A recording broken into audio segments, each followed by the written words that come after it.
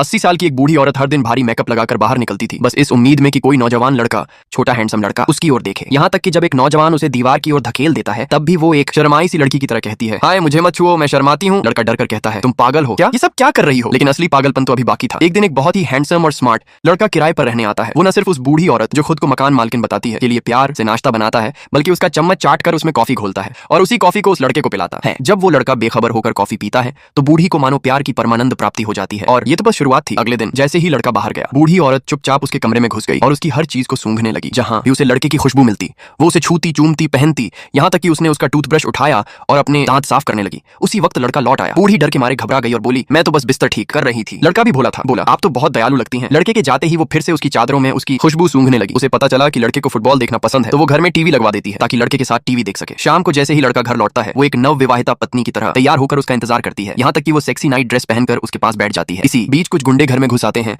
और तोड़फोड़ करने लगते हैं। लड़का बाहर आता है और उन गुंडों को सबक सिखाता है। ये देख बूढ़ी औरत पूरी तरह से फिदा हो जाती है। इतना मर्दाना लड़का, बस यही है मेरा राजकुमार। रात को नहाते समय वो जानबूझकर तौलिया मंगवाती है ताकि लड़का उसे देखकर कुछ महसूस करे। अगले दिन उसने 3 घंटे तक सजने संवरने में लगा दिए, बस इस उम्मीद में कि लड़का उसे लाइब्रेरी ले जाए। लेकिन लड़का बहाने बनाकर साफ मना कर देता है। फिर भी बूढ़ी हार नहीं मानती। हर दिन नए नए कपड़े, नया मेकअप, नया स्टाइल। पर फिर एक दिन उसकी शांति भंग हो जाती है क्योंकि उसकी एक दूर की कजिन बहन घर आती है और उसी हैंडसम लड़के से एक झलक में प्यार हो जाता है। और तो और उन दोनों के बीच कुछ खास भी हो जाता है और यह सब बूढ़ी औरत ने अपनी आंखों से देख लिया। इसके बाद बूढ़ी औरत ने संकोच छोड़ दिया। अब वो खुलकर लड़के को पाने के लिए कुछ भी करने को तैयार थी। जब उसने अपनी कजिन से सवाल किया तो कजिन बोली, मैं तो बस तुम्हारे लिए टेस्ट कर रही थी कि ये लड़का सच्चा है या नहीं। कुछ दिन बाद लड़का परेशान होकर पूछता है, तुम्हारी कजिन कहाँ गई? बूढ़ी मुस्कुराते हुए कहती है, वो अपने गांव लौट गई। लेकिन असल में क्या हुआ ये बस बूढ़ी को ही पता है।